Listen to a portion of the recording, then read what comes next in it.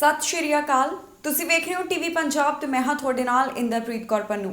ਖਬਰਾਂ ਦੇ ਇਸ ਬੁਲੇਟਿਨ ਦੇ ਵਿੱਚ ਤੁਹਾਡਾ ਸਵਾਗਤ ਹੈ। ਸਭ ਤੋਂ ਪਹਿਲਾਂ ਨਜ਼ਰ ਮਾਰਦੇ ਹਾਂ ਅੱਜ ਦੀਆਂ ਚੋਣਵੀਆਂ ਖਬਰਾਂ ਦੇ ਉੱਪਰ। ਅੱਜ ਤੋਂ ਕੈਨੇਡਾ ਦੇ ਵਿੱਚ ਦਾਖਲ ਹੋ ਰਹੇ ਟੂਰਿਸਟ ਵੀਜ਼ਾ ਵਾਲੇ ਲੰਬੇ ਇੰਤਜ਼ਾਰ ਬਾਅਦ ਕੈਨੇਡਾ ਨੇ ਹਟਾਈਆਂ ਪਾਬੰਦੀਆਂ। ਜਸਟਿਨ ਟਰੂਡੋ ਤੇ ਰੋੜਿਆਂ ਦੇ ਨਾਲ ਹਮਲਾ, ਜਗਮੀਤ ਸਿੰਘ ਨੇ ਟਰੂਡੋ ਨੂੰ ਕੀਤਾ ਸਪੋਰਟ। ਓਟੂਲ ਦਾ ਸਿਹਤ ਮੰਤਰੀ ਦੇ ਲਈ ਐਲਾਨ, ਉਮੀਦਵਾਰਾਂ ਦੇ ਲਈ ਨਹੀਂ ਟੀਕਾ ਲਾਜ਼ਮੀ। ਜਗਮੀਤ ਸਿੰਘ ਦਾ ਟ੍ਰਾਂਜ਼ਿਟ ਬਾਰੇ ਵੱਡਾ ਐਲਾਨ, 2030 ਤੱਕ ਪਬਲਿਕ ਟ੍ਰਾਂਜ਼ਿਟ ਨੂੰ ਕਰਨਗੇ ਇਲੈਕਟ੍ਰਿਕ। ਓਟੂਲ ਦਾ ਦੇਸ਼ ਵਾਸੀਆਂ ਦੇ ਨਾਲ ਵਾਅਦਾ, ਸਰਕਾਰ ਬਣਨ ਤੇ ਘੱਟ ਕਰਨਗੇ ਬਿੱਲ। ਨਿਯਮ ਤੋੜਦੇ ਨਜ਼ਰ ਆਏ ਵਿਦਿਆਰਥੀ, ਵੱਡੀ ਗਿਣਤੀ ਵਿਦਿਆਰਥੀਆਂ ਨੇ ਕੀਤੀ ਪਾਰਟੀ। ਅੱਜ ਤੋਂ ਕੈਨੇਡਾ ਦੇ ਵਿੱਚ ਟੂਰਿਸਟ ਵੀਜ਼ਾ ਵਾਲੇ ਦਾਖਲ ਹੋ ਸਕਣਗੇ, ਜਿਸ ਦਾ ਮਤਲਬ ਹੈ ਕਿ ਸਾਰੇ ਦੇਸ਼ਾਂ ਤੋਂ ਅੰਤਰਰਾਸ਼ਟਰੀ ਯਾਤਰੀ ਕੈਨੇਡਾ ਦੇ ਵਿੱਚ ਹੁਣ ਆ ਸਕਣਗੇ। ਜਿਹੜੇ ਫੁੱਲੀ ਵੈਕਸੀਨੇਟਡ ਅੰਤਰਰਾਸ਼ਟਰੀ ਯਾਤਰੀ ਹੋਣਗੇ ਉਹਨਾਂ ਨੂੰ ਕੈਨੇਡਾ ਆ ਕੇ ਕੁਆਰੰਟਾਈਨ ਕਰਨ ਦੀ ਵੀ ਜ਼ਰੂਰਤ ਨਹੀਂ ਹੋਵੇਗੀ। ਸਰਕਾਰ ਵੱਲੋਂ ਪਹਿਲਾਂ ਹੀ ਇਸ ਸੰਬੰਧੀ ਐਲਾਨ ਕਰ ਦਿੱਤਾ ਗਿਆ ਸੀ। ਇਸ ਦੇ ਨਾਲ ਹੀ ਦੱਸ ਦਈਏ ਕਿ ਜਿਹੜੇ ਭਾਰਤ ਤੋਂ ਆਉਣ ਵਾਲੇ ਯਾਤਰੀ ਨੇ ਉਹਨਾਂ ਨੂੰ ਤੀਸਰੇ ਦੇਸ਼ ਦੇ ਰਾਹੀਂ ਕੈਨੇਡਾ ਆਉਣਾ ਹੋਵੇਗਾ, ਜਿਸ ਦਾ ਮਤਲਬ ਹੈ ਕਿ ਟੂਰਿਸਟ ਵੀਜ਼ਾ ਵਾਲੇ ਜਿਹੜੇ ਭਾਰਤ ਤੋਂ ਆਉਣਗੇ ਯਾਤਰੀ ਉਹਨਾਂ ਨੂੰ ਕਿਸੇ ਹੋਰ ਦੇਸ਼ ਦੇ ਰਾਹੀਂ ਕੈਨੇਡਾ ਦੇ ਵਿੱਚ ਐਂਟਰੀ ਮਿਲੇਗੀ। ਕੈਨੇਡਾ ਦੇ ਵਿੱਚ ਲੰਬੇ ਸਮੇਂ ਤੋਂ ਯਾਤਰਾ ਪਾਬੰਦੀਆਂ ਜਾਰੀ ਨੇ, ਪਰ ਅੱਜ ਤੋਂ ਕੈਨੇਡਾ ਵੱਲੋਂ ਫੁੱਲੀ ਵੈਕਸੀਨੇਟਡ ਇੰਟਰਨੈਸ਼ਨਲ ਟਰੈਵਲਰਸ ਦਾ ਸਵਾਗਤ ਕੀਤਾ ਜਾਵੇਗਾ, ਜਿਸ ਦਾ ਮਤਲਬ ਹੈ ਕਿ ਅੱਜ ਤੋਂ ਕੈਨੇਡਾ ਦੇ ਵਿੱਚ ਟੂਰਿਸਟ ਵੀਜ਼ਾ ਵਾਲੇ ਆ ਸਕਣਗੇ। ਸਰਕਾਰ ਵੱਲੋਂ ਇਸ ਬਾਰੇ ਪਹਿਲਾਂ ਹੀ ਐਲਾਨ ਕਰ ਦਿੱਤਾ ਗਿਆ ਸੀ ਕਿ 7 ਸਤੰਬਰ ਤੋਂ ਫੁੱਲੀ ਵੈਕਸੀਨੇਟਡ ਇੰਟਰਨੈਸ਼ਨਲ ਟਰੈਵਲਰ ਕੈਨੇਡਾ ਦੇ ਵਿੱਚ ਦਾਖਲ ਹੋ ਸਕਣਗੇ ਅਤੇ ਇੱਥੇ ਪਹੁੰਚਣ ਦੇ ਉੱਪਰ ਉਹਨਾਂ ਨੂੰ ਕੁਆਰੰਟਾਈਨ ਦੀ ਵੀ ਜ਼ਰੂਰਤ ਨਹੀਂ ਹੋਵੇਗੀ। ਹਾਲ ਹੀ ਦੇ ਵਿੱਚ ਟੋਰਾਂਟੋ ਪੀਅਰਸਨ 에ਅਰਪੋਰਟ ਦੇ ਵੱਲੋਂ ਵੀ ਇਹ ਜਾਣਕਾਰੀ ਦਿੱਤੀ ਗਈ ਸੀ ਕਿ ਆਉਣ ਵਾਲੇ ਇੰਟਰਨੈਸ਼ਨਲ ਟਰੈਵਲਰਸ ਇਸ ਗੱਲ ਦੇ ਲਈ ਪਹਿਲਾਂ ਹੀ ਤਿਆਰ ਹੋ ਕੇ ਆਉਣ ਕਿ ਉਹਨਾਂ ਨੂੰ ਪਹਿਲੇ ਦਿਨ 에ਅਰਪੋਰਟ ਦੇ ਉੱਪਰ ਜ਼ਿਆਦਾ ਸਮਾਂ ਲੱਗ ਸਕਦਾ ਹੈ। ਇਨ੍ਹਾਂ ਆਉਣ ਵਾਲੇ ਯਾਤਰੀਆਂ ਦੇ ਲਈ ਜ਼ਰੂਰੀ ਹੋਵੇਗਾ ਕਿ ਉਹ ਆਪਣੇ 72 ਘੰਟੇ ਦੌਰਾਨ ਕਰਵਾਈ ਗਈ ਕੋਰੋਨਾ ਨੈਗੇਟਿਵ ਰਿਪੋਰਟ ਦਿਖਾਉਣ। ਇਸ ਦੇ ਨਾਲ ਹੀ ਯਾਤਰੀਆਂ ਦੇ ਲਈ ਜ਼ਰੂਰੀ ਹੈ ਕਿ ਉਹ ਆਪਣੀ ਵੈਕਸੀਨੇਸ਼ਨ ਦੇ ਨਾਲ ਜੁੜੀ ਹੋਈ ਸਾਰੀ ਡੀਟੇਲ ਅਰਾਈਵ ਕੈਨ ਐਪ ਦੇ ਉੱਪਰ ਅਪਲੋਡ ਕਰਨ। ਜ਼ਿਕਰਯੋਗ ਹੈ ਕਿ ਸਰਕਾਰ ਵੱਲੋਂ ਜਦੋਂ ਇਹ ਐਲਾਨ ਕੀਤਾ ਗਿਆ ਸੀ ਕਿ ਉਹਨਾਂ ਵੱਲੋਂ 7 ਸਤੰਬਰ ਤੋਂ ਫੁੱਲੀ ਵੈਕਸੀਨੇਟਡ ਇੰਟਰਨੈਸ਼ਨਲ ਟਰੈਵਲਰਸ ਨੂੰ ਕੈਨੇਡਾ ਦਾਖਲੇ ਦੀ ਇਜਾਜ਼ਤ ਦਿੱਤੀ ਜਾਵੇਗੀ, ਉਸ ਸਮੇਂ ਸਰਕਾਰ ਵੱਲੋਂ ਇਹ ਗੱਲ ਦੱਸੀ ਗਈ ਸੀ ਕਿ ਜਿਹੜੇ ਯਾਤਰੀਆਂ ਦੇ ਵੱਲੋਂ ਆਕਸਫੋਰਡ ਜਾਣੀ ਕਿ ਕੋਵਿਸ਼ੀਲਡ, ਫਾਈਜ਼ਰ, ਮੋਡਰਨਾ ਜਾਂ ਫਿਰ ਜੌਨਸਨ ਦਾ ਟੀਕਾ ਹਾਸਲ ਕੀਤਾ ਹੋਵੇਗਾ, ਉਹਨਾਂ ਨੂੰ ਹੀ ਕੁਆਰੰਟਾਈਨ ਤੋਂ ਰਾਹਤ ਦਿੱਤੀ ਜਾਵੇਗੀ। ਇੱਥੇ ਇਹ ਵੀ ਦੱਸਣਯੋਗ ਹੈ ਕਿ ਕੈਨੇਡਾ ਵੱਲੋਂ ਭਾਰਤ ਤੋਂ ਆਉਣ ਵਾਲੀਆਂ ਸਿੱਧੀਆਂ ਉਡਾਨਾਂ ਦੇ ਉੱਪਰ 21 ਸਤੰਬਰ ਤੱਕ ਰੋਕ ਲਗਾਈ ਗਈ ਹੈ। ਹੁਣ ਭਾਰਤ ਤੋਂ ਜਿਹੜੇ ਟੂਰਿਸਟ ਵੀਜ਼ਾ ਵਾਲੇ ਆਉਣਾ ਚਾਹੁੰਦੇ ਹਨ ਉਹਨਾਂ ਨੂੰ ਤੀਸਰੇ ਦੇਸ਼ ਦੇ ਰਾਹੀਂ ਕੈਨੇਡਾ ਦੇ ਵਿੱਚ ਐਂਟਰੀ ਮਿਲੇਗੀ। ਪ੍ਰਧਾਨ ਮੰਤਰੀ ਜਸਟਿਨ ਟਰੂਡੋ ਨੂੰ ਆਪਣੇ ਚੋਣ ਪ੍ਰਚਾਰ ਦੌਰਾਨ ਇੱਕ ਵਾਰ ਫਿਰ ਤੋਂ ਪ੍ਰਦਰਸ਼ਨਕਾਰੀਆਂ ਦਾ ਸਾਹਮਣਾ ਕਰਨਾ ਪਿਆ।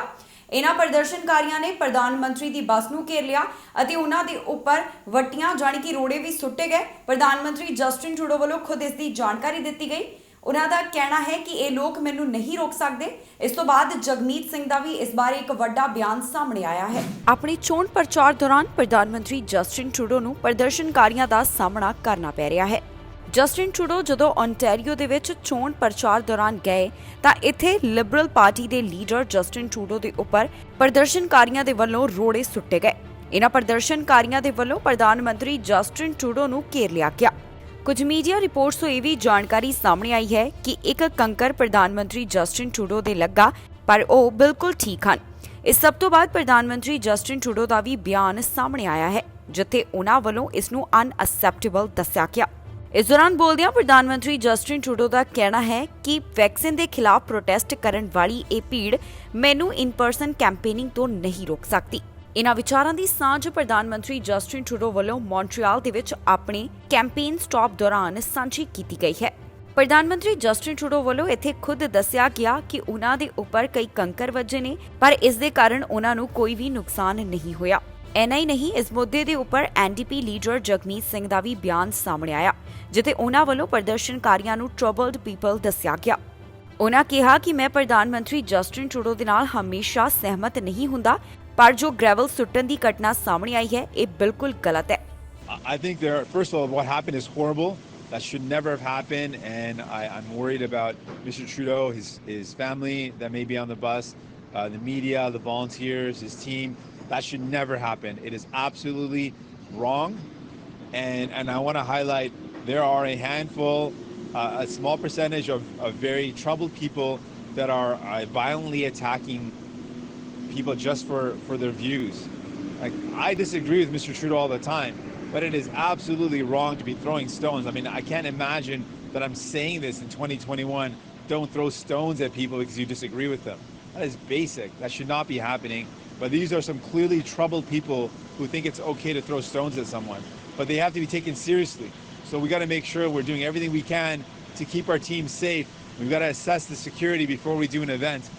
Sadly, because of people like this who are causing a real threat to the media that comes with us on the tour, to our volunteers, to our staff, to our team, this cannot happen. And we've got to be very careful that we don't allow us to be in a situation where this happens again. Conservative party ਦੇ leader ਐਰੀਨੋ tool ਦਾ ਕਹਿਣਾ ਹੈ ਕਿ ਜੇਕਰ Canada ਅੰਦਰ ਉਹਨਾਂ ਦੀ ਸਰਕਾਰ ਬਣੀ ਤਾਂ ਉਹਨਾਂ ਵੱਲੋਂ ਫੁੱਲੀ ਵੈਕਸੀਨੇਟਡ ਸਿਹਤ ਮੰਤਰੀ ਬਣਾਇਆ ਜਾਵੇਗਾ। ਪਰ ਅਜੇ ਵੀ ਉਹਨਾਂ ਨੇ ਆਪਣੇ ਉਮੀਦਵਾਰਾਂ ਦੇ ਲਈ ਕੋਵਿਡ-19 ਵੈਕਸੀਨ ਨੂੰ ਲਾਜ਼ਮੀ ਨਹੀਂ ਕੀਤਾ, ਜਿਸ ਕਰਕੇ ਉਹਨਾਂ ਨੂੰ ਲਗਾਤਾਰ ਕ੍ਰਿਟਿਸਾਈਜ਼ ਕੀਤਾ ਜਾ ਰਿਹਾ ਹੈ। ਪ੍ਰਧਾਨ ਮੰਤਰੀ ਜਸਟਿਨ ਟਰੂਡੋ ਵੀ ਇਸ ਬਾਰੇ ਕਈ ਵਾਰ ਆਪਣੇ ਵਿਚਾਰ ਸਾਂਝੇ ਕਰ ਚੁੱਕੇ ਨੇ। ਕੰਜ਼ਰਵੇਟਿਵ ਪਾਰਟੀ ਦੇ ਲੀਡਰ ਐਰੀਨੋ ਟੂਲ ਦਾ ਕਹਿਣਾ ਹੈ ਕਿ ਉਹਨਾਂ ਵੱਲੋਂ ਫੁੱਲੀ ਵੈਕਸੀਨੇਟਡ ਹੈਲਥ ਮਿਨਿਸਟਰ ਨੂੰ ਲਗਾਇਆ ਜਾਵੇਗਾ, ਪਰ ਉਹਨਾਂ ਵੱਲੋਂ ਆਪਣੇ ਉਮੀਦਵਾਰਾਂ ਦੇ ਲਈ ਕੋਵਿਡ-19 ਵੈਕਸੀਨ ਨੂੰ ਅਜੇ ਤੱਕ ਲਾਜ਼ਮੀ ਨਹੀਂ ਕੀਤਾ ਗਿਆ। ਜੀ ਹਾਂ, ਕੰਜ਼ਰਵੇਟਿਵ ਪਾਰਟੀ ਨੂੰ ਲਗਾਤਾਰ ਇਸ ਮੁੱਦੇ ਦੇ ਉੱਪਰ ਘੇਰਿਆ ਜਾ ਰਿਹਾ ਹੈ ਕਿ ਉਹਨਾਂ ਵੱਲੋਂ ਆਪਣੇ ਕੈਂਡੀਡੇਟਸ ਦੇ ਲਈ ਕੋਵਿਡ-19 ਵੈਕਸੀਨ ਨੂੰ ਲਾਜ਼ਮੀ ਨਹੀਂ ਕੀਤਾ। ਇਸ ਸਭ ਤੋਂ ਬਾਅਦ ਓਟੂਲ ਦਾ ਕਹਿਣਾ ਹੈ ਕਿ ਜੇਕਰ ਕੈਨੇਡਾ ਅੰਦਰ ਉਹਨਾਂ ਦੀ ਸਰਕਾਰ ਬਣਦੀ ਹੈ ਤਾਂ ਉਹਨਾਂ ਵੱਲੋਂ ਫੁੱਲੀ ਵੈਕਸੀਨੇਟਡ ਹੈਲਥ ਮਿਨਿਸਟਰ ਨੂੰ ਅਪਾਇੰਟ ਕੀਤਾ ਜਾਵੇਗਾ। ਇਸ ਦੇ ਨਾਲ ਹੀ ਉਹਨਾਂ ਇਹ ਵੀ ਵਾਅਦਾ ਕੀਤਾ ਕਿ ਕੰਜ਼ਰਵੇਟਿਵ ਪਾਰਟੀ ਦੇਸ਼ ਦੇ ਵਿੱਚ 90% ਕੋਵਿਡ-19 ਵੈਕਸੀਨ ਰੇਟ ਲਿਆਉਣ ਦੀ ਕੋਸ਼ਿਸ਼ ਕਰੇਗੀ। ਦੱਸਣਯੋਗ ਹੈ ਕਿ ਪ੍ਰਧਾਨ ਮੰਤਰੀ ਜਸਟਿਨ ਟਰੂਡੋ ਓਟੂਲ ਨੂੰ ਵੈਕਸੀਨੇਸ਼ਨ ਦੇ ਮੁੱਦੇ ਦੇ ਉੱਪਰ ਘੇਰਦੇ ਹੋਏ ਕਈ ਵਾਰ ਨਜ਼ਰ ਆਏ ਨੇ। ਜਸਟਿਨ ਟਰੂਡੋ ਦਾ ਕਹਿਣਾ ਹੈ ਕਿ ਐਰੀਨੋ ਟੂਲ ਵੱਲੋਂ ਆਪਣੇ ਉਮੀਦਵਾਰਾਂ ਦੇ ਲਈ ਕੋਵਿਡ-19 ਵੈਕਸੀਨ ਨੂੰ ਲਾਜ਼ਮੀ ਨਹੀਂ ਕੀਤਾ ਜਾ ਰਿਹਾ, ਇਸ ਕਰਕੇ ਜਸਟਿਨ ਟਰੂਡੋ ਉਹਨਾਂ ਨੂੰ ਕ੍ਰਿਟਿਸਾਈਜ਼ ਕਰਦੇ ਆਏ ਹਨ। ਦੱਸ ਦਈਏ ਕਿ ਓਟੂਲ ਵੱਲੋਂ ਅਜੇ ਤੱਕ ਜਾਣਕਾਰੀ ਸਾਂਝੀ ਨਹੀਂ ਕੀਤੀ ਗਈ ਕਿ ਉਹਨਾਂ ਦੇ 337 ਉਮੀਦਵਾਰਾਂ ਦੇ ਵਿੱਚੋਂ ਕਿੰਨੇ ਫੁੱਲੀ ਵੈਕਸੀਨੇਟਡ ਉਮੀਦਵਾਰ ਹਨ। ਐਰੀਨੋ ਟੂਲ ਨੇ ਕਿਹਾ ਸੀ ਕਿ ਜਿਹੜੇ ਉਮੀਦਵਾਰ ਕੋਵਿਡ-19 ਵੈਕਸੀਨ ਦੇ 2 ਡੋਜ਼ ਹਾਸਲ ਨਹੀਂ ਕਰਨਗੇ, ਉਹਨਾਂ ਨੂੰ ਰੋਜ਼ਾਨਾ ਰੈਪਿਡ ਟੈਸਟ ਕਰਾਉਣੇ ਹੋਣਗੇ। ਇੱਥੇ ਇਹ ਵੀ ਦੱਸਣਯੋਗ ਹੈ ਕਿ ਪ੍ਰਧਾਨ ਮੰਤਰੀ ਜਸਟਿਨ ਟਰੂਡੋ ਨੂੰ ਜੋ ਇੱਕ ਵਾਰ ਫਿਰ ਤੋਂ ਪ੍ਰਦਰਸ਼ਨਕਾਰੀਆਂ ਦਾ ਸਾਹਮਣਾ ਕਰਨਾ ਪਿਆ, ਜਿੱਥੇ ਪ੍ਰਧਾਨ ਮੰਤਰੀ ਜਸਟਿਨ ਟਰੂਡੋ ਦੇ ਵੱਲ ਕੰਕਰ ਸੁੱਟੇ ਗਏ, ਇਸ ਦੇ ਬਾਰੇ ਕੰਜ਼ਰਵੇਟਿਵ ਪਾਰਟੀ ਦੇ ਲੀਡਰ ਵੱਲੋਂ ਵੀ ਆਪਣੇ ਵਿਚਾਰ ਪ੍ਰਗਟਾਏ ਗਏ ਨੇ। ਓਟੂਲ ਨੇ ਇਸ ਘਟਨਾ ਦੀ ਨਿੰਦਾ ਕੀਤੀ ਹੈ, ਜਿੱਥੇ ਉਹਨਾਂ ਵੱਲੋਂ ਪ੍ਰਦਰਸ਼ਨਕਾਰੀਆਂ ਨੂੰ ਅਜਿਹਾ ਕਰਨ ਦੇ ਉੱਪਰ ਗਲਤ ਦੱਸਿਆ ਗਿਆ। ਅੱਜ ਆਪਣੇ ਚੋਣ ਪ੍ਰਚਾਰ ਦੌਰਾਨ NDP leader Jagmeet Singh Toronto ਦੇ ਵਿੱਚ ਸਨ, ਜਿੱਥੇ ਉਹਨਾਂ ਵੱਲੋਂ ਦੇਸ਼ ਵਾਸੀਆਂ ਦੇ ਨਾਲ ਇੱਕ ਹੋਰ ਵੱਡਾ ਵਾਅਦਾ ਕੀਤਾ ਗਿਆ। ਜਗਮੀਤ ਸਿੰਘ ਵੱਲੋਂ ਕਲਾਈਮੇਟ ਚੇਂਜ ਦੇ ਬਾਰੇ ਐਲਾਨ ਕੀਤਾ ਗਿਆ। ਉਹਨਾਂ ਨੇ ਕੀ ਕਿਹਾ ਇਸ ਮੁੱਦੇ ਦੇ ਉੱਪਰ ਜਾਣਕਾਰੀ ਇਸ ਖਬਰ ਦੇ ਵਿੱਚ ਦੱਸਾਂਗੇ। ਨਾਲ ਹੀ ਤੁਹਾਨੂੰ ਦੱਸ ਦਈਏ ਕਿ ਉਹਨਾਂ ਵੱਲੋਂ ਪ੍ਰਧਾਨ ਮੰਤਰੀ ਜਸਟਿਨ ਟਰੂਡੋ ਅਤੇ ਉਹਨਾਂ ਦੀ ਪਾਰਟੀ ਦੇ ਉੱਪਰ ਨਿਸ਼ਾਨਾ ਸਾਧਿਆ ਗਿਆ ਕਿ ਟਰੂਡੋ ਦੇਸ਼ ਵਾਸੀਆਂ ਦੇ ਨਾਲ ਵਾਅਦੇ ਤਾਂ ਕਰਦੇ ਨੇ, ਪਰ ਉਹਨਾਂ ਵੱਲੋਂ ਇਹ ਵਾਅਦੇ ਪੂਰੇ ਨਹੀਂ ਕੀਤੇ ਜਾਂਦੇ। ਐਨਡੀਪੀ ਲੀਡਰ ਜਗਮੀਤ ਸਿੰਘ ਵੱਲੋਂ ਅੱਜ ਇੱਕ ਵੱਡਾ ਐਲਾਨ ਕੀਤਾ ਗਿਆ, ਜਿੱਥੇ ਜਗਮੀਤ ਸਿੰਘ ਦਾ ਕਹਿਣਾ ਹੈ ਕਿ ਉਹਨਾਂ ਦਾ ਟੀਚਾ ਹੈ ਕਿ 2030 ਤੱਕ ਪਬਲਿਕ ਟ੍ਰਾਂਜ਼ਿਟ ਨੂੰ ਇਲੈਕਟ੍ਰਿਕ ਕੀਤਾ ਜਾਵੇ। ਇਸ ਦੇ ਵਾਸਤੇ ਜਗਮੀਤ ਸਿੰਘ ਵੱਲੋਂ ਦੁੱਗਣੀ ਫੰਡਿੰਗ ਦਾ ਵੀ ਵਾਅਦਾ ਕੀਤਾ ਗਿਆ। ਐਨਡੀਪੀ ਲੀਡਰ ਜਗਮੀਤ ਸਿੰਘ ਆਪਣੇ ਚੋਣ ਪ੍ਰਚਾਰ ਦੌਰਾਨ ਟੋਰਾਂਟੋ ਪਹੁੰਚੇ, ਜਿੱਥੇ ਉਹਨਾਂ ਕਿਹਾ ਕਿ ਜੇਕਰ ਕੈਨੇਡਾ ਅੰਦਰ ਉਹਨਾਂ ਦੀ ਸਰਕਾਰ ਬਣਦੀ ਹੈ ਤਾਂ ਉਹਨਾਂ ਵੱਲੋਂ 2030 ਤੱਕ ਪਬਲਿਕ ਟ੍ਰਾਂਜ਼ਿਟ ਨੂੰ ਪੂਰੀ ਤਰ੍ਹਾਂ ਇਲੈਕਟ੍ਰਿਕ ਕੀਤਾ ਜਾਵੇਗਾ। ਇਸ ਦੌਰਾਨ ਜਗਮੀਤ ਸਿੰਘ ਕਲਾਈਮੇਟ ਚੇਂਜ ਦੇ ਬਾਰੇ ਵੀ ਆਪਣੇ ਵਿਚਾਰ ਸਾਂਝੇ ਕਰਦੇ ਹੋਏ ਨਜ਼ਰ ਆਏ। ਇਸ ਦੇ ਨਾਲ ਹੀ ਜਗਮੀਤ ਸਿੰਘ ਵੱਲੋਂ ਇਹ ਵੀ ਕਿਹਾ ਗਿਆ ਕਿ ਉਹਨਾਂ ਦੀ ਸਰਕਾਰ ਬਣਨ ਦੇ ਉੱਪਰ ਫੰਡਿੰਗ ਨੂੰ ਵੀ ਦੁੱਗਣਾ ਕੀਤਾ ਜਾਵੇਗਾ, ਜਾਣੀ ਕਿ ਇਸ ਫੰਡਿੰਗ ਨੂੰ 2.2 ਬਿਲੀਅਨ ਤੋਂ ਵਧਾ ਕੇ 4.4 ਬਿਲੀਅਨ ਡਾਲਰ ਕੀਤਾ ਜਾਵੇਗਾ। ਇੰਨਾ ਹੀ ਨਹੀਂ, ਆਪਣੇ ਚੋਣ ਪ੍ਰਚਾਰ ਦੌਰਾਨ ਉਹਨਾਂ ਵੱਲੋਂ ਲਿਬਰਲ ਪਾਰਟੀ ਦੇ ਪ੍ਰਧਾਨ ਜਸਟਿਨ ਟਰੂਡੋ ਦੇ ਉੱਪਰ ਵੀ ਨਿਸ਼ਾਨਾ ਸਾਧਿਆ ਗਿਆ। ਜਗਮੀਤ ਸਿੰਘ ਨੇ ਕਿਹਾ ਕਿ ਪ੍ਰਧਾਨ ਮੰਤਰੀ ਜਸਟਿਨ ਟਰੂਡੋ ਕਲਾਈਮੇਟ ਚੇਂਜ ਦੇ ਨਾਲ ਨਜਿੱਠਣ ਦੇ ਲਈ ਕੀਤੇ ਆਪਣੇ ਵਾਅਦਿਆਂ ਨੂੰ ਤੋੜਦੇ ਰਹਿੰਦੇ ਹਨ। ਜ਼ਿਕਰਯੋਗ ਹੈ ਕਿ ਕੈਨੇਡਾ ਦੇ ਵਿੱਚ 20 ਸਤੰਬਰ ਨੂੰ ਫੈਡਰਲ ਚੋਣਾਂ ਹੋਣ ਜਾ ਰਹੀਆਂ ਨੇ। ਇਨ੍ਹਾਂ ਚੋਣਾਂ ਤੋਂ ਪਹਿਲਾਂ ਰੋਜ਼ਾਨਾ ਲੀਡਰਸ ਦੇ ਵੱਲੋਂ ਚੋਣ ਪ੍ਰਚਾਰ ਦੌਰਾਨ ਦੇਸ਼ ਵਾਸੀਆਂ ਦੇ ਨਾਲ ਕਈ ਵੱਡੇ ਵਾਅਦੇ ਕੀਤੇ ਜਾ ਰਹੇ ਨੇ। ਅਜਿਹਾ ਹੀ ਅੱਜ ਇੱਕ ਵਾਅਦਾ ਜਗਮੀਤ ਸਿੰਘ ਵੱਲੋਂ ਵੀ ਕੀਤਾ ਗਿਆ, ਜੋ ਕਿ ਪਬਲਿਕ ਟ੍ਰਾਂਜ਼ਿਟ ਦੇ ਨਾਲ ਜੁੜਿਆ ਹੋਇਆ ਹੈ, ਜਿੱਥੇ ਉਹਨਾਂ ਵੱਲੋਂ 2030 ਤੱਕ ਪਬਲਿਕ ਟ੍ਰਾਂਜ਼ਿਟ ਨੂੰ ਇਲੈਕਟ੍ਰਿਕ ਕਰਨ ਦੀ ਗੱਲ ਕਹੀ ਗਈ ਹੈ। ਕੰਜ਼ਰਵੇਟਿਵ ਪਾਰਟੀ ਦੇ ਲੀਡਰ ਐਰੀਨੋ ਟੂਲ ਦਾ ਕਹਿਣਾ ਹੈ ਕਿ ਜੇਕਰ ਕੈਨੇਡਾ ਅੰਦਰ ਉਹਨਾਂ ਦੀ ਸਰਕਾਰ ਬਣੀ ਤਾਂ ਉਹਨਾਂ ਵੱਲੋਂ ਇੰਟਰਨੈਟ ਅਤੇ ਸੈੱਲਫੋਨ ਬਿੱਲਾਂ ਦੇ ਵਿੱਚ ਕਟੌਤੀ ਕੀਤੀ ਜਾਵੇਗੀ। ਉਹਨਾਂ ਦਾ ਕਹਿਣਾ ਹੈ ਕਿ ਕੈਨੇਡਾ ਵਾਸੀ ਵੱਡੀ ਗਿਣਤੀ ਦੇ ਵਿੱਚ ਰਕਮ ਅਦਾ ਕਰਦੇ ਨੇ, ਜੋ ਕਿ ਸੈੱਲਫੋਨ ਅਤੇ ਇੰਟਰਨੈਟ ਬਿੱਲ ਦੇ ਤੌਰ ਦੇ ਉੱਪਰ ਹੁੰਦੀ ਹੈ। ਜੇਕਰ ਉਹਨਾਂ ਦੀ ਸਰਕਾਰ ਬਣਦੀ ਹੈ ਤਾਂ ਉਹਨਾਂ ਵੱਲੋਂ ਇਸ ਦੇ ਲਈ ਕਦਮ ਚੁੱਕੇ ਜਾਣਗੇ। ਕੰਜ਼ਰਵੇਟਿਵ ਪਾਰਟੀ ਦੇ ਲੀਡਰ ਐਰੀਨੋ ਟੂਲ ਵੱਲੋਂ ਕੈਨੇਡੀਅਨਸ ਦੇ ਨਾਲ ਵਾਅਦਾ ਕੀਤਾ ਗਿਆ ਕਿ ਜੇਕਰ ਕੈਨੇਡਾ ਦੇ ਵਿੱਚ ਉਹਨਾਂ ਦੀ ਸਰਕਾਰ ਬਣਦੀ ਹੈ ਤਾਂ ਉਹਨਾਂ ਵੱਲੋਂ ਸੈੱਲਫੋਨ ਬਿਲਸ ਘੱਟ ਕੀਤੇ ਜਾਣਗੇ। ਇਸ ਦੇ ਨਾਲ ਹੀ ਉਹਨਾਂ ਵੱਲੋਂ ਇਹ ਵੀ ਜਾਣਕਾਰੀ ਦਿੱਤੀ ਗਈ ਹੈ ਕਿ ਉਹਨਾਂ ਵੱਲੋਂ ਇੰਟਰਨੈਸ਼ਨਲ ਟੈਲੀਕਮਿਊਨੀਕੇਸ਼ਨਸ ਕੰਪਨੀਆਂ ਨੂੰ ਕੈਨੇਡਾ ਦੇ ਵਿੱਚ ਪਰਮਿਸ਼ਨ ਦਿੱਤੀ ਜਾਵੇਗੀ, ਕਿਉਂਕਿ ਇਸ ਦੇ ਨਾਲ ਲੋਕਾਂ ਦੇ ਟੈਲੀਫੋਨ ਅਤੇ ਇੰਟਰਨੈਟ ਬਿੱਲ ਘੱਟ ਹੋ ਸਕਣਗੇ। ਆਪਣੇ ਵਿਚਾਰ ਸਾਂਝੇ ਕਰਦਿਆਂ ਐਰੀਨੋ ਟੂਲ ਨੇ ਕਿਹਾ ਕਿ ਕੈਨੇਡਾ ਵੱਲੋਂ ਸੈੱਲਫੋਨ ਅਤੇ ਇੰਟਰਨੈਟ ਬਿੱਲਸ ਕਾਫੀ ਜ਼ਿਆਦਾ ਪੇ ਕੀਤੇ ਜਾਂਦੇ ਹਨ, ਜਿਸ ਕਾਰਨ ਜੇਕਰ ਕੈਨੇਡਾ ਅੰਦਰ ਉਹਨਾਂ ਦੀ ਸਰਕਾਰ ਬਣਦੀ ਹੈ ਤਾਂ ਉਹਨਾਂ ਵੱਲੋਂ ਇਸ ਦੇ ਲਈ ਕਦਮ ਚੁੱਕੇ ਜਾਣਗੇ ਤਾਂ ਕਿ ਸੈੱਲਫੋਨ ਬਿੱਲਸ ਅਤੇ ਇੰਟਰਨੈਟ ਬਿੱਲਸ ਦੇ ਵਿੱਚ ਕਟੌਤੀ ਕੀਤੀ ਜਾ ਸਕੇ। ਦੱਸਣਯੋਗ ਹੈ ਕਿ ਇਸ ਤੋਂ ਪਹਿਲਾਂ ਐਨਡੀਪੀ ਲੀਡਰ ਜਗਮੀਤ ਸਿੰਘ ਵੱਲੋਂ ਵੀ ਇਹ ਵਾਅਦਾ ਦੇਸ਼ ਵਾਸੀਆਂ ਦੇ ਨਾਲ ਕੀਤਾ ਜਾ ਚੁੱਕਿਆ ਹੈ। ਇਸ ਮੌਕੇ ਦੇ ਉੱਪਰ ਐਰੀਨੋ ਟੂਲ ਦਾ ਹੋਰ ਕੀ ਕਹਿਣਾ ਹੈ, ਆਓ ਤੁਹਾਨੂੰ ਸੁਣਾਉਂਦੇ ਹਾਂ। Access to reliable and affordable cell phone and internet service is essential to our everyday lives. Yet Canadians continue to pay some of the highest prices in the entire world for our cell phone and internet access. With inflation rising, families are struggling to make ends meet. Justin Trudeau still hasn't delivered on his commitment to give Canadians a break on their cell phone bills. And there are still communities that don't have access to high-speed internet because Mr. Trudeau has been so slow bringing high speed to more of the country.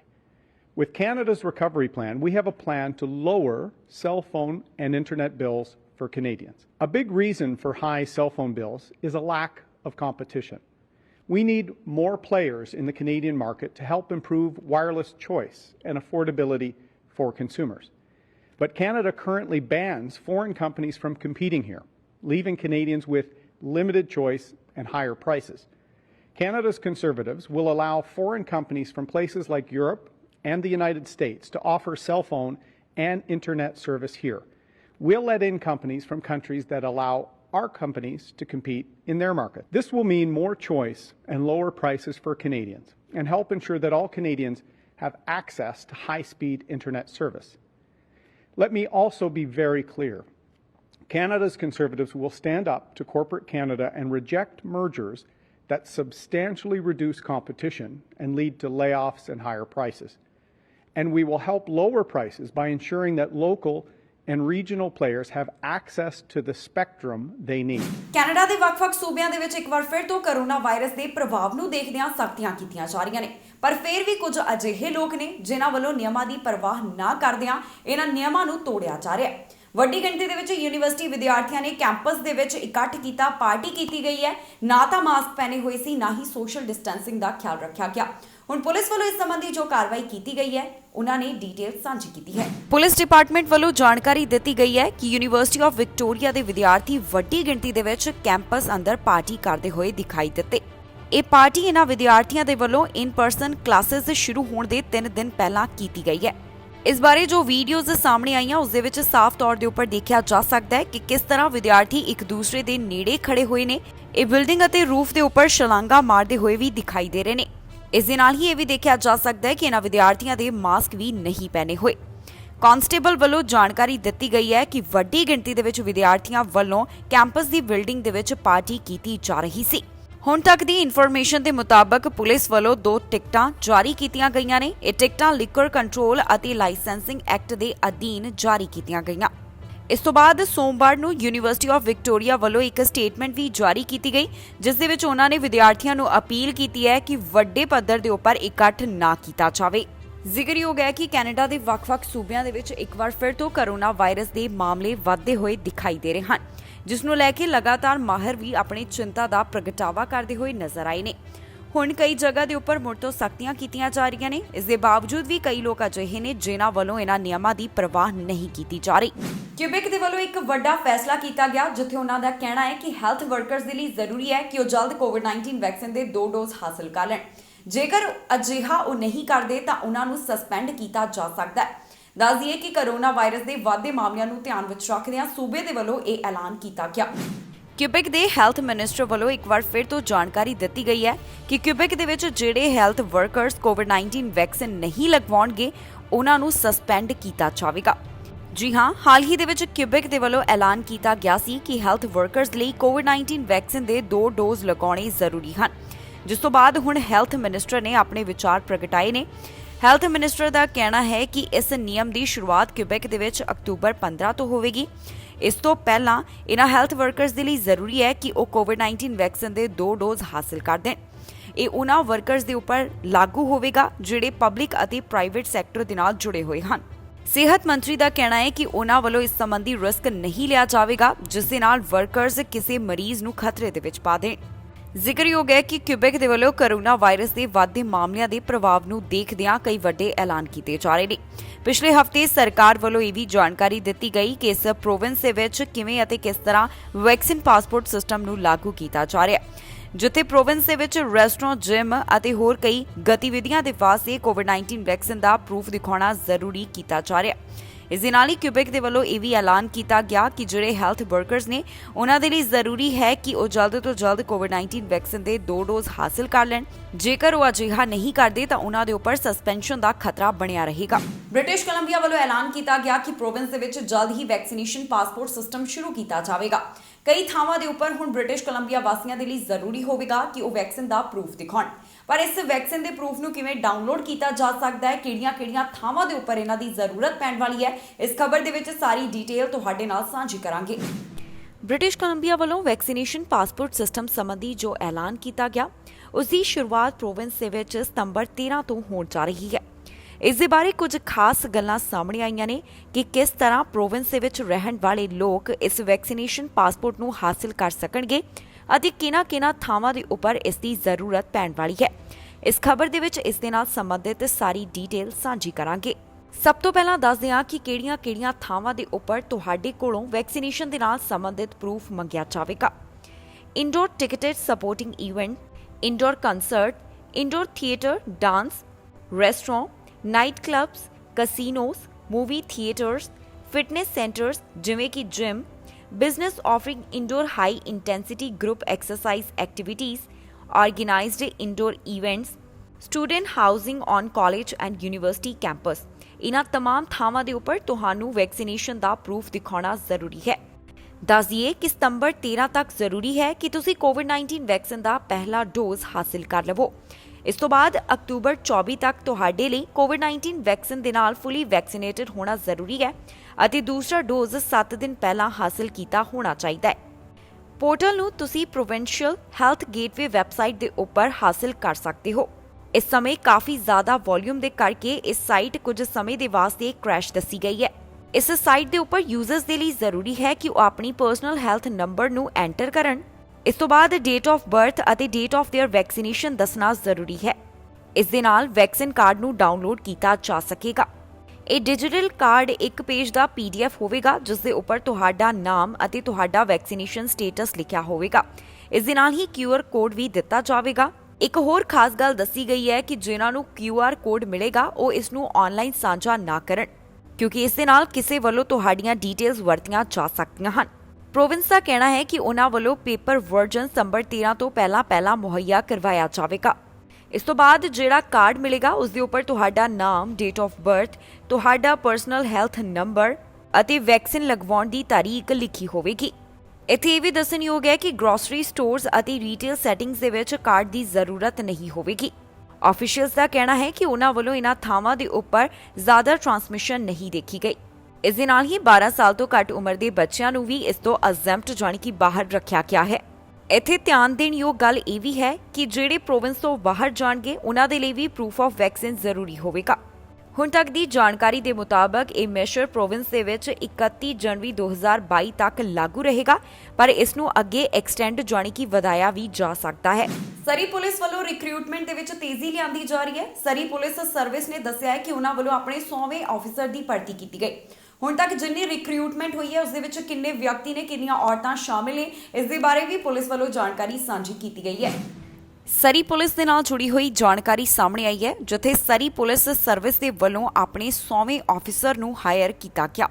ਜੀ ਹਾਂ, ਸਰੀ police service ਦੇ ਵੱਲੋਂ ਆਪਣੀ recruitment ਨੂੰ ramp up ਕੀਤਾ ਜਾ ਰਿਹਾ ਹੈ ਜਿੱਥੇ ਹੁਣ ਉਹਨਾਂ ਵੱਲੋਂ 100ਵੇਂ ਆਫੀਸਰ ਦੀ ਭਰਤੀ ਕੀਤੀ ਗਈ ਹੈ।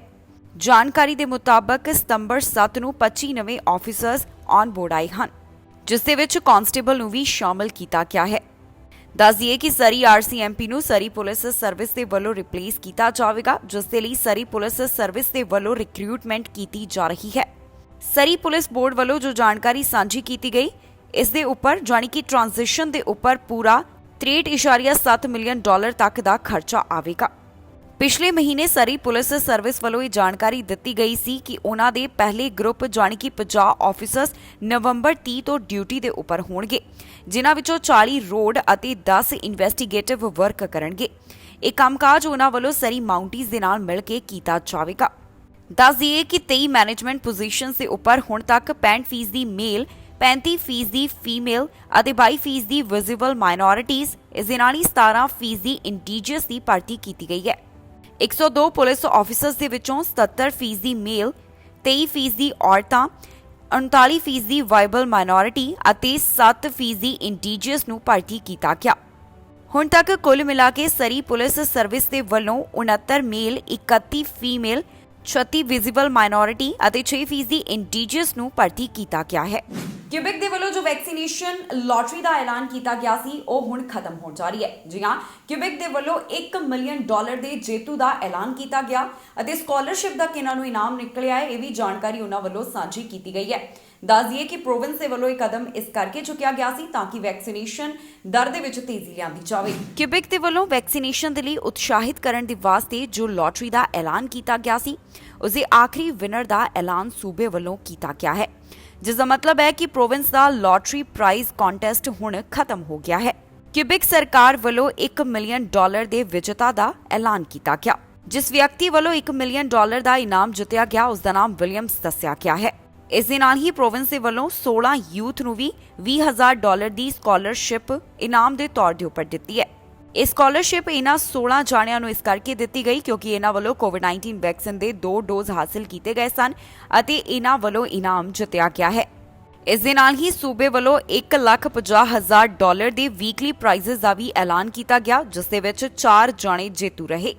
ਦੱਸਣਯੋਗ ਹੈ ਕਿ ਕਿਊਬਿਕ ਸਰਕਾਰ ਵੱਲੋਂ ਜੁਲਾਈ 25 ਨੂੰ ਐਲਾਨ ਕੀਤਾ ਗਿਆ ਸੀ ਕਿ ਉਹਨਾਂ ਵੱਲੋਂ ਵੈਕਸੀਨੇਸ਼ਨ ਦੇ ਨਾਲ ਸੰਬੰਧਿਤ ਇੱਕ ਲਾਟਰੀ ਸ਼ੁਰੂ ਕੀਤੀ ਜਾ ਰਹੀ ਹੈ। ਇਸ ਦੇ ਵਾਸਤੇ ਟੀਚਾ ਸੀ ਕਿ ਜ਼ਿਆਦਾ ਤੋਂ ਜ਼ਿਆਦਾ ਲੋਕ ਕੋਵਿਡ-19 ਵੈਕਸੀਨ ਦੇ 2 ਡੋਜ਼ ਹਾਸਲ ਕਰ ਲੈਣ।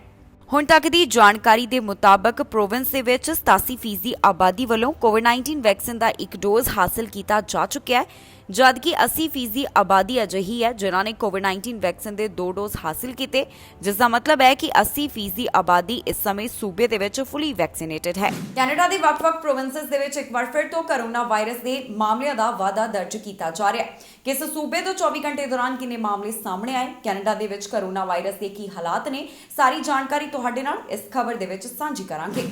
ਓਨਟਾਰੀਓ ਵੱਲੋਂ ਲੇਬਰ ਡੇ ਦੇ ਮੌਕੇ ਦੇ ਉੱਪਰ ਕੋਵਿਡ ਨਾਲ ਸੰਬੰਧਿਤ ਜਾਣਕਾਰੀ ਸਾਂਝੀ ਨਹੀਂ ਕੀਤੀ ਗਈ ਸੀ, ਜਿਸ ਤੋਂ ਬਾਅਦ ਓਨਟਾਰੀਓ ਵੱਲੋਂ ਦੱਸਿਆ ਗਿਆ ਹੈ ਕਿ ਲੇਬਰ ਡੇ ਦੇ ਮੌਕੇ ਦੇ ਉੱਪਰ ਓਨਟਾਰੀਓ ਤੋਂ 581 ਮਾਮਲੇ ਦਰਜ ਕੀਤੇ ਗਏ। ਇਸ ਦੇ ਨਾਲ ਹੀ ਪ੍ਰੋਵਿੰਸ ਦਾ ਕਹਿਣਾ ਹੈ ਕਿ ਅੱਜ 564 ਦੇ ਕਰੀਬ ਮਾਮਲਿਆਂ ਦੀ ਪੁਸ਼ਟੀ ਹੋਈ ਹੈ। ਹੁਣ ਤੱਕ ਇਸ ਪ੍ਰੋਵਿੰਸ ਦੇ ਵਿੱਚ 5,70,778 ਦੇ ਕਰੀਬ ਕੁੱਲ ਕੋਰੋਨਾ ਦੇ ਮਾਮਲੇ ਸਾਹਮਣੇ ਆ ਚੁੱਕੇ ਹਨ। ਜੋ 24 ਘੰਟਿਆਂ ਦੌਰਾਨ ਮਾਮਲੇ ਸਾਹਮਣੇ ਆਏ, ਇਹਨਾਂ ਦੇ ਵਿੱਚ 339 ਅਨਵੈਕਸੀਨੇਟਡ, 37 ਪਾਰਸ਼ਲੀ ਵੈਕਸੀਨੇਟਡ ਅਤੇ 130 ਫੁੱਲੀ ਵੈਕਸੀਨੇਟਡ ਸ਼ਾਮਲ ਹਨ। ਦੱਸ ਦਈਏ ਕਿ ਟੋਰਾਂਟੋ ਤੋਂ 154, ਪੀਲ ਰੀਜਨ ਤੋਂ 100, ਹੈਮਿਲਟਨ ਤੋਂ 71, ਵਿੰਡਸਰ ਐਸੈਕਸ ਤੋਂ 68, ਯਾਰਕ ਰੀਜਨ ਤੋਂ 59, ਆਟਵਾ ਤੋਂ 51, ਡੋਰਹਮ ਰੀਜਨ ਤੋਂ 46 ਅਤੇ ਨਾਇਗਰਾ ਰੀਜਨ ਤੋਂ 42 ਮਾਮਲਿਆਂ ਦੀ ਪੁਸ਼ਟੀ ਹੋਈ ਹੈ। ਹੁਣ ਤੱਕ ਇਸ ਪ੍ਰੋਵਿੰਸ ਦੇ ਵਿੱਚ 9,553 ਜਾਨਾਂ ਇਸ ਵਾਇਰਸ ਦੇ ਕਾਰਨ ਜਾ ਚੁੱਕੀਆਂ ਹਨ। ਓਨਟਾਰੀਓ ਦੇ ਵਿੱਚ 77.2% ਦੀ ਆਬਾਦੀ ਵੱਲੋਂ ਕੋਵਿਡ-19 ਵੈਕਸੀਨ ਦੇ 2 ਡੋਜ਼ ਅਤੇ 83% ਦੀ ਆਬਾਦੀ ਵੱਲੋਂ ਕੋਵਿਡ-19 ਵੈਕਸੀਨ ਦਾ 1 ਡੋਜ਼ ਹਾਸਲ ਕੀਤਾ ਜਾ ਚੁੱਕਿਆ ਹੈ। ਓਨਟਾਰੀਓ ਦੇ ਵਿੱਚ 5,54,953 ਦੇ ਕਰੀਬ ਹੁਣ ਤੱਕ ਦੇ ਰਿਕਵਰਡ ਮਾਮਲਿਆਂ ਦੀ ਗਿਣਤੀ ਹੈ ਅਤੇ ਐਕਟਿਵ ਕੇਸਿਸ 6,272 ਹਨ। ਕਿਊਬੈਕ ਤੋਂ 24 ਘੰਟਿਆਂ ਦੌਰਾਨ 515 ਕੋਰੋਨਾ ਦੇ ਕੁੱਲ ਮਾਮਲੇ ਸਾਹਮਣੇ ਆਏ ਅਤੇ ਇਹਨਾਂ 24 ਘੰਟਿਆਂ ਦੇ ਦੌਰਾਨ ਕੋਈ ਵੀ ਜਾਨ ਇਸ ਵਾਇਰਸ ਦੇ ਕਾਰਨ ਨਹੀਂ ਗਈ। ਹੁਣ ਤੱਕ ਪ੍ਰੋਵਿੰਸ ਦੇ ਵਿੱਚ 3,93,852 ਦੇ ਕਰੀਬ ਕੁੱਲ ਕੋਰੋਨਾ ਦੇ ਮਾਮਲੇ ਸਾਹਮਣੇ ਆ ਚੁੱਕੇ ਨੇ। 11,293 ਜਾਨਾਂ ਵਾਇਰਸ ਦੇ ਕਾਰਨ ਜਾ ਚੁੱਕੀਆਂ ਹਨ। ਇਸ ਦੇ ਨਾਲ ਹੀ ਹਸਪਤਾਲ ਦੇ ਵਿੱਚ 171 ਮਰੀਜ਼ ਹਨ, ਜਿਨ੍ਹਾਂ ਵਿੱਚੋਂ 68 ਇੰਟੈਂਸਿਵ ਕੇਅਰ ਅਧੀਨ ਨੇ। ਜਾਣਕਾਰੀ ਦੇ ਮੁਤਾਬਕ ਹੁਣ ਤੱਕ 87% ਦੀ ਆਬਾਦੀ ਵੱਲੋਂ ਕੋਵਿਡ-19 ਵੈਕਸੀਨ ਦੀ 2 ਡੋਜ਼ ਅਤੇ 80% ਦੀ ਆਬਾਦੀ ਵੱਲੋਂ ਕੋਵਿਡ-19 ਵੈਕਸੀਨ ਦੀ 1 ਡੋਜ਼ ਹਾਸਲ ਕੀਤੀ ਜਾ ਚੁੱਕੀ ਹੈ। ਮੈਨੀਟੋਬਾ ਤੋਂ 4 ਦਿਨਾਂ ਦੌਰਾਨ 159 ਕੋਰੋਨਾ ਵਾਇਰਸ ਦੇ ਮਾਮਲਿਆਂ ਦੀ ਪੁਸ਼ਟੀ ਹੋਈ ਹੈ। ਇਸ ਦੇ ਨਾਲ ਹੀ ਇਹਨਾਂ 4 ਦਿਨਾਂ ਦੌਰਾਨ 6 ਜਾਨਾਂ ਇਸ ਵਾਇਰਸ ਦੇ ਕਾਰਨ ਚਲੀਆਂ ਗਈਆਂ। ਹੁਣ ਤੱਕ ਕੈਨੇਡਾ ਤੋਂ 1.5 ਮਿਲੀਅਨ ਤੋਂ ਵੱਧ ਕੁੱਲ ਕੋਰੋਨਾ ਦੇ ਮਾਮਲੇ ਸਾਹਮਣੇ ਆ ਚੁੱਕੇ ਨੇ। 27,022 ਜਾਨਾਂ ਇਸ ਵਾਇਰਸ ਦੇ ਕਾਰਨ ਜਾ ਚੁੱਕੀਆਂ ਹਨ। ਇਸ ਦੇ ਨਾਲ ਹੀ ਕੈਨੇਡਾ ਦੇ ਵਿੱਚ 1.4 ਮਿਲੀਅਨ ਤੋਂ ਵੱਧ ਰਿਕਵਰਡ ਮਾਮਲਿਆਂ ਦੀ ਗਿਣਤੀ ਹੈ। ਇਸ ਦੇ ਨਾਲ ਹੀ ਜਾਂਦੇ ਇੱਕ ਵਾਰ ਫਿਰ ਤੋਂ ਨਜ਼ਰ ਮਾਰਦੇ ਹਾਂ ਅੱਜ ਦੀਆਂ ਚੋਣਵੀਆਂ ਖਬਰਾਂ ਦੇ ਉੱਪਰ। ਅੱਜ ਤੋਂ ਕੈਨੇਡਾ ਦੇ ਵਿੱਚ ਦਾਖਲ ਹੋ ਰਹੇ ਟੂਰਿਸਟ ਵੀਜ਼ਾ ਵਾਲੇ ਲੰਬੇ ਇੰਤਜ਼ਾਰ ਬਾਅਦ ਕੈਨੇਡਾ ਨੇ ਹਟਾਈਆਂ ਪਾਬੰਦੀਆਂ। ਜਸਟਿਨ ਟਰੂਡੋ ਤੇ ਰੋੜਿਆਂ ਦੇ ਨਾਲ ਹਮਲਾ, ਜਗਮੀਤ ਸਿੰਘ ਨੇ ਟਰੂਡੋ ਨੂੰ ਕੀਤਾ ਸਪੋਰਟ। ਓਟੂਲ ਦਾ ਸਿਹਤ ਮੰਤਰੀ ਦੇ ਲਈ ਐਲਾਨ, ਉਮੀਦਵਾਰਾਂ ਦੇ ਲਈ ਨਹੀਂ ਟੀਕਾ ਲਾਜ਼ਮੀ। ਜਗਮੀਤ ਸਿੰਘ ਦਾ ਟ੍ਰਾਂਜ਼ਿਟ ਬਾਰੇ ਵੱਡਾ ਐਲਾਨ, 2030 ਤੱਕ ਪਬਲਿਕ ਟ੍ਰਾਂਜ਼ਿਟ ਨੂੰ ਕਰਨਗੇ ਇਲੈਕਟ੍ਰਿਕ। ਓਟੂਲ ਦਾ ਦੇਸ਼ ਵਾਸੀਆਂ ਦੇ ਨਾਲ ਵਾਅਦਾ, ਸਰਕਾਰ ਬਣਨ ਤੇ ਘੱਟ ਕਰਨਗੇ ਬਿੱਲ। ਨਿਯਮ ਤੋੜਦੇ ਨਜ਼ਰ ਆਏ ਵਿਦਿਆਰਥੀ, ਵੱਡੀ ਗਿਣਤੀ ਵਿਦਿਆਰਥੀਆਂ ਨੇ ਕੀਤੀ ਪਾਰਟੀ। ਖਬਰਾਂ ਦੇ ਇਸ ਬੁਲੇਟਿਨ ਦੇ ਵਿੱਚ ਇੰਨਾ ਹੀ। ਨਵੀਆਂ ਤੇ ਤਾਜ਼ੀਆਂ ਖਬਰਾਂ ਲੈ ਕੇ ਫਿਰ ਤੋਂ ਹਾਜ਼ਰ ਹੋਵਾਂਗੇ। ਫਿਲਹਾਲ ਮੈਨੂੰ ਇੰਦਰਪ੍ਰੀਤ ਕੌਰ ਪੰਨੂ ਨੂੰ ਦਿਓ ਇਜਾਜ਼ਤ ਤੇ ਤੁਸੀਂ ਵੇਖਦੇ ਰਹੋ ਟੀਵੀ ਪੰਜਾਬ।